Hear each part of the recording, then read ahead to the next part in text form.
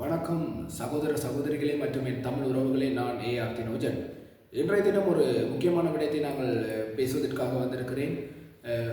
நேற்றைய தினம் இருந்து இன்றைய தினம், அதாவது இன்று 6/7/2026, இன்றும் நேற்றும் அதிகமாக பேசப்படுகிற ஒரு விடயம், நீர்கொழும்பு சிறைச்சாலையில் மிகப்பெரிய ஒரு என்னென்று சொல்வது, கைதிகளுக்கு இடையிலான ஒரு இரண்டு குழுக்களுக்கு இடையிலான ஒரு போர் என்றே சொல்ல வேண்டும். என்னென்றால் இறப்புகள் நடைபெற்றிருக்கிறது. ஆகையால் இதை நாங்கள் போர் என்று தான் சொல்லணும். இந்த கைதிகளுக்கு இடையிலான ஒரு பெரும் பிரச்சனை ஒன்று நடைபெற்று கொண்டிருக்கிறது. நேற்றைய தினம் இந்த பிரச்சனை ஆரம்பமாகி இருக்குது. அது எவ்வாறு ஆரம்பமாகி இருக்குது அப்படின்னு சொன்ன பார்த்தால், அதாவது போதைப் பொருட்கள் கடத்தும் ஒரு கும்பலுக்கும் அதற்கு எதிரான ஒரு கும்பலுக்கும் சிறைச்சாலையிலே சிறிய ஒரு கலவரம் ஒன்று ஏற்பட்டிருக்கிறது நேற்றைய தினம். நேற்றைய தினம் ஏற்பட்ட கலவரத்தில் இருவர் உயிரிழந்ததாகவும் ஒரு தகவல் வெளியாகியிருந்தது. அது உடனடியாக கட்டுப்பாட்டுக்கு கொண்டு வரப்பட்டிருந்தது. நேற்றைய தினம் நடைபெற்ற பிரச்சனை. அது தொடர்ந்து அது கட்டுக்கோப்பாக நிறுத்தப்பட்ட பிறகு இன்றைய தினம், அதாவது 6/7/2026 இன்றைய தினம் காலை 10 மணி அளவில் மீண்டும் இந்த பிரச்சனை வெடிச்சிருக்கிறதாக தகவல்கள் வெளியாக இருக்குது. சமூக ஊடகங்களில் நாங்கள் பார்க்கக்கூடிய மாதிரி இருக்குது. அது எவ்வாறு வெளியாக இருக்குது என்று சொல்லி பார்த்தால், காலை 10 மணி அளவில் உணவளிப்பதற்காக சென்ற சிறை அதிகாரிகள் மீது தாக்குதலை ஏற்படுத்தியிருக்கிறோம். அது மிகப்பெரிய பிரச்சனையாக மாறி கிட்டத்தட்ட 25 பேர் உயிரிழந்திருக்கிறதாகவும் தகவல் வெளியாகி இருக்குது. 100க்கும் மேற்பட்டவர்கள் காயமடைந்திருக்கிறார்கள். அவர்களை புத்தளம் மற்றும் நீர்கொழும்பு வைத்தியசாலைகளில் அனுமதிக்கப்பட்டிருக்கிறார்கள் என்ற ஒரு தகவலும் வெளியாக இருக்குது. அந்த இறந்த 25 பேரில் 5 சிறைச்சாலையில் என்ற அதிகாரிகள் என்று சொல்லப்பட்டிருக்குது. அதிகாரிகளும் அதில் 5 பேர் இறந்திருக்கிறார்கள். அது மட்டுமல்லாது மேலதிகமாக 8 பேர் அவசர சிகிச்சையில் இருக்கிறதாகவும் ஒரு தகவல் இருக்குது. அது அவசர சிகிச்சையில் இருக்கிறீங்கன்னா அது எவ்வாறு முடிவுக்கு வரும் என்றும் தெரியலை. மிகவும் மோசமாக தாக்கப்பட்டார்கள் என்றும் சொல்லப்பட்டிருக்குது. இந்த பிரச்சனை 2 குழுக்களுக்கு இடையிலே நடந்து கொண்டிருந்திருக்கு. இதில் துப்பாக்கி சூடுகளும் இடம்பெற்றிருக்க வாய்ப்பு இருக்குது என்றது தெரிய வந்திருக்குது. என்னென்னு சொன்னால், இறந்தவர்களுடைய உடலில் அதாவது துப்பாக்கி தோட்டாக்கள் எடுக்கப்பட்டிருக்கு என்று வைத்தியசாலையினுடைய தகவல் வெளியாகி இருக்குது. இந்த பிரச்சனை எவ்வாறு இந்த பிரச்சனையை சம்பந்தமாக கதைக்கும் பொழுது சில கேள்விகள் இருக்கிறது.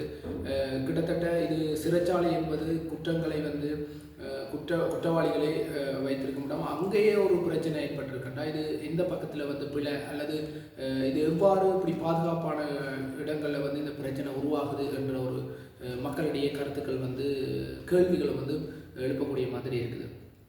உள்ளுக்கு இந்த சிறைச்சாலைகளை இவர்கள் இந்த பிரச்சனை பெரிதாகிக் கொண்டு இருக்கும் பொழுது ஏதாவது ஆயுதங்கள் பயன்படுத்தி இருக்கிறார்களா அல்லது ஆயுதங்களால் சண்டைகள் இடம்பெற்றிருக்கா என்று பார்த்தால் ஆயுதம் தொடர்பாக களஞ்சியங்கள் எதுவுமே உடைக்கப்படவில்லை, அல்லது அது தொடர்பாக எதுவும் இல்லை என்ற ஒரு தகவல் தான் வெளியாகி இருக்குது. ஆனால் இவர்கள் எவ்வாறு எந்த ஆயுதத்தை வைத்து சண்டை பிடித்தார்கள் என்று சொன்னால், அதாவது மோதிக்கொண்டார்கள் அப்படின்னு பார்த்தால், அங்கு சிறைச்சாலைக்குள்ளே இருக்கின்ற உடற்பயிற்சி நிலையம் உடைக்கப்பட்டிருக்குது. உடற்பயிற்சி நிலையத்தில் இருக்கிற அந்த ஆயுதங்கள், கம்பிகள், அதுகளை வச்சு கொண்டு தான் இவைகள் சண்டையிட்டிருக்கணும். அதனூடாக தான் சண்டை நடந்திருக்கு என்ற ஒரு தகவலும் வெளியாகி இருக்குது.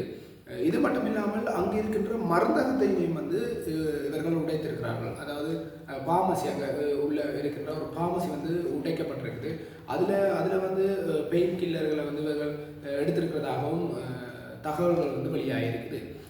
இந்த பிரச்சனை கிட்டத்தட்ட இதனுடைய ஆரம்பகட்ட விசாரணைகள் விசாரிக்க ஆரம்பித்திருக்கிறார்கள். இதனுடைய ஆரம்பகட்ட விசாரணையில் கட்டு வெல்கம என்று சொல்லப்படுகிற ஒரு இடத்தை சேர்ந்த பாதாள உலக குழுவினுடைய ஒரு முக்கியஸ்தரால் தான் இந்த பிரச்சனை உருவாகி இருக்கக்கூடும் என்ற ஒரு தகவலும் வெளியாகி இருக்குது. கிட்டத்தட்ட பொதுவாக இலங்கை சிறைச்சாலைகள் அதாவது குறிப்பாக இத்தனை பேரை தான் உள்ள வச்சிருக்கணும் என்றதுக்கு அப்பாற்பட்டு மேலதிகமான ஒரு கொள்ளளவை தான் கொண்டிருக்கு. அதே போல தான் நீர்கொழும்பு சிறைச்சாலையும் 1800 கைதிகளை தான் வைத்திருக்கலாம் என்று சொல்லப்பட்ட நிலையில் கொஞ்சம் அதிகமாக தான் அங்கே கைதிகள் காணப்பட்டதாகவும் சொல்லப்பட்டிருக்காங்க. இப்படியான பிரச்சனைகள் நடக்கும் பொழுது அந்த சிறைச்சாலையிலேயே இன்னும் ஒரு முக்கிய தகவல், 26 பேர் பாதாள உலக குழுவை சேர்ந்தவர்கள் அங்கே இருக்கிறார்கள் போதைப் பொருட்கள் சம்பந்தமான கடத்தல் சம்பந்தமான வழக்குகளிலே இருக்கிறார்கள் என்ற ஒரு தகவலும் வந்து வெளியாகி இருக்குது. ஆகையால் வந்து அங்கு பாதிக்கப்பட்ட கைதிகள் வைத்தியசாலையில் அனுமதிக்கப்பட மற்றைய கைதிகள் வந்து மெதுமெதுவாக வெளியேற்றப்பட்டு வேறு சிறைச்சாலைகளுக்கு வந்து அவர்களை அனுப்புறதுக்கான நடவடிக்கைகளும் வந்து மேற்கொள்ளப்பட்டிருக்குது.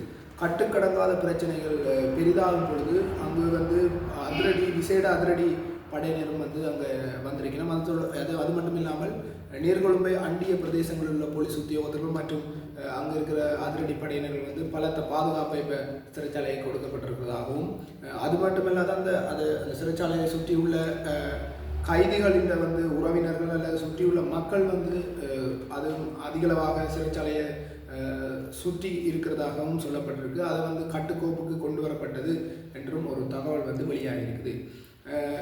இவ்வாறான ஒரு குற்றம் செய்துட்டு சிறைச்சாலைக்குள்ள போயிருக்கல அந்த குற்றத்தை வந்து குறைக்கிறதுக்கு அல்லது அதனுடைய தண்டனையை வழங்குறது அது தொடர்பாக தான் அந்த சிறைச்சாலைன்றது. அங்கேயே ஒரு பிரச்சனை வந்திருக்குன்னு சொன்னால் இது எவ்வாறு பார்க்கப்படும் என்று தெரியலை. இது எந்த பக்கத்தில் பிரச்சனை ஆரம்பமாக இருக்குது அல்லது யாருடைய பிழை சரி என்று இன்னும் முழுமையான தகவல் வந்து வெளியேறல. ஆனாலும் இந்த பிரச்சனை வந்து கட்டுக்கோப்புக்கு கொண்டு வந்துட்டோம் அல்லது கட்டுப்பாடோடு தான் இப்போ இருக்குது இந்த பிரச்சனை என்று சொல்லி தகவல் வந்து இப்போ வெளியாகிருக்குது. இந்த பிரச்சனை 3 மணிக்கு பிறகு மெல்ல மெல்ல குறைந்திருக்கிறதாகவும் தகவல் வந்து வெளியாகிருக்கிறது. பெரும்பான்மையான போலீஸ் உத்தியோகத்தர்கள் அங்கு இருக்கிறதாகவும் இந்த பிரச்சனைக்கான ஒரு முடிவுக்கு கொண்டு வருவதற்கான நடவடிக்கைகளும் எடுக்கப்பட்டிருக்கிறதாகவும் இந்த தகவல்கள் வெளியாகிருக்குது. இதான் இன்றைய தினம் முக்கியமான விடயம். இதனுடைய முடிவுகள் அல்லது இதனுடைய பிரச்சனைகள் எவ்வாறு இருக்கும் என்ற தகவல்கள் வர வர அதனை நான் உங்களுக்கு இந்த வீடியோ மூலமாக நான் உங்களுக்கு தருவதற்கு காத்திருக்கிறேன். மீண்டும் மற்றொரு காணொளியில் சந்திக்கும் வரை விடைபெறுகிறேன். நன்றி.